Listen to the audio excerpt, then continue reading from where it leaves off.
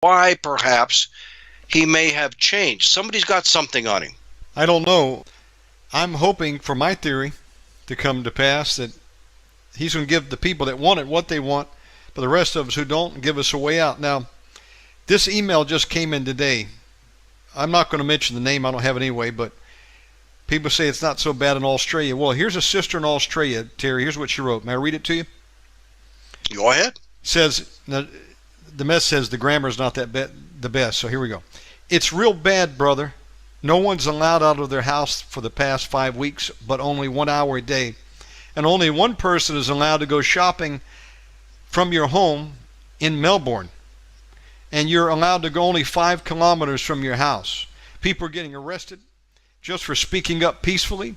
People are getting arrested for putting things on Facebook.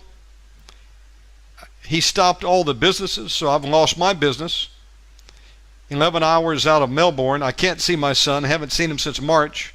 And I can't even go just to meet him on the side of the road and see him.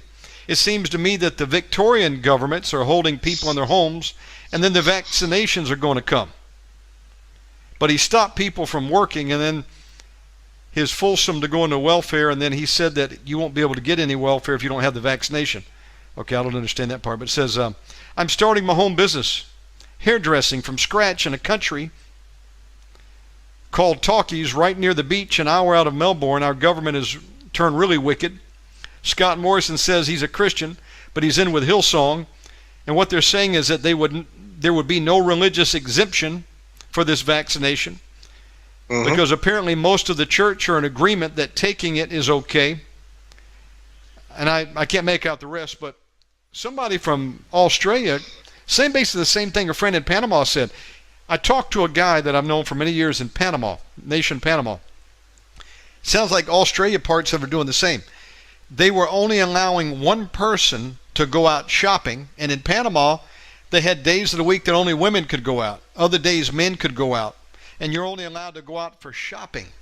Now, it's not that bad here in America, but there are other places that are in extreme lockdown mode, it sounds like, and people are prepping for the fact that they're going to come in and force these vaccines.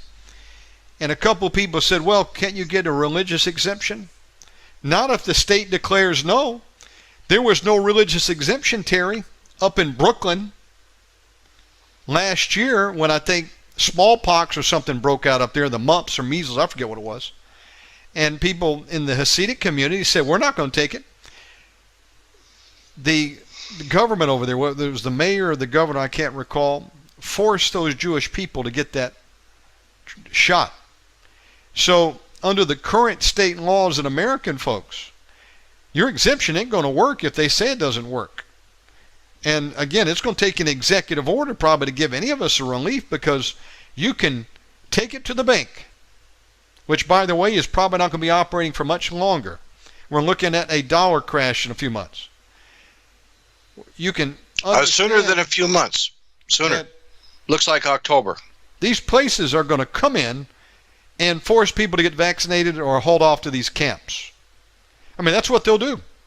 You don't comply with our standard, then we'll permanently quarantine you. And folks, well, when you stopped to read, when you were reading that, and you said you're not sure what that meant. Remember you said that?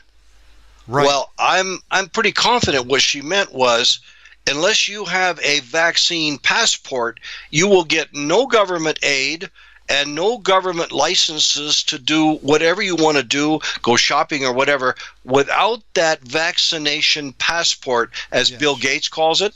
Yes. Well, if you don't, in other words, if you don't take the vaccine, it's going to be like the mark of the beast, and that's where all of this is going, my dear brother. You see, this is the setup for the mark of the beast, so that when Satan finally comes along in mid-trib and he says, you must worship me, then I'll give you the mark so you can buy and sell. That's where it's going, brother. Terry, how many people out there who are on welfare or other government benefit packages, if they're given a choice, if you want to keep your welfare coming in, your money, you must take our vaccine, you must take our mark, or we're going to cut you off. They'll take it. How many would take it? Many would take it. They will, Brother Shannon, they will take it yesterday. They won't even wait till tomorrow. You see, That's what's about to happen. You see, the whole world now is going into the cleansing and the separation of the tribulation. God has had enough. And if you don't love him and accept his son, the only designated way to heaven is Jesus Christ. And